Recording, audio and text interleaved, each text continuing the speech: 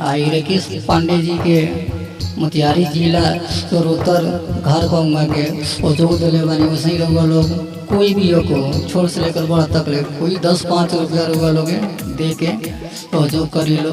हम हाथ जोड़ के विनती बानी करत हम रंजीत चौरोत्तर से।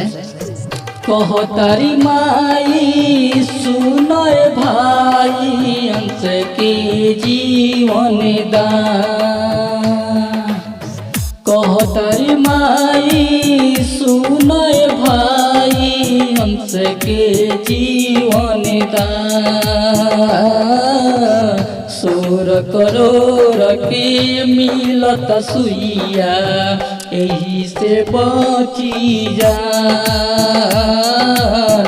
सोर करोड़ के मिलत सुइया यही से बची जान। कह तारी माई सुनय भाई अंश के जीवन दान। कह तारी माई सुनय भाई अंश के जीवन दान। 16 करोड़ के मिलत सुइया यही से बाची पान।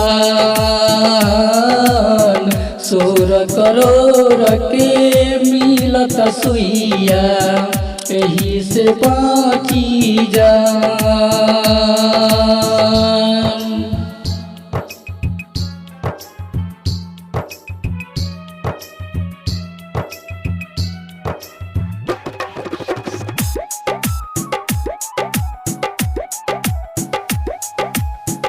एगो मतारी के बूझिल चारी मांगो तारी अचेरा पसारी।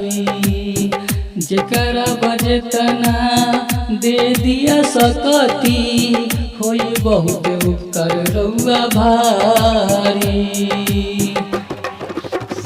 एगो मतारी के बूझिल चारी मंगतारी अचरा पसारी। जितना बसकती दे दिन भारी होई रउआ बहुते भारी।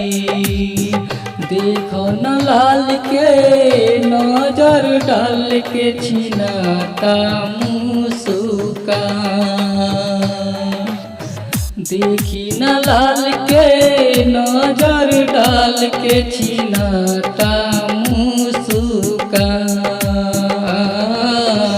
16 करोड़ के मिलत सुइया यही से बची जान। 16 करोड़ के मिलत सुइया यही से बची जान।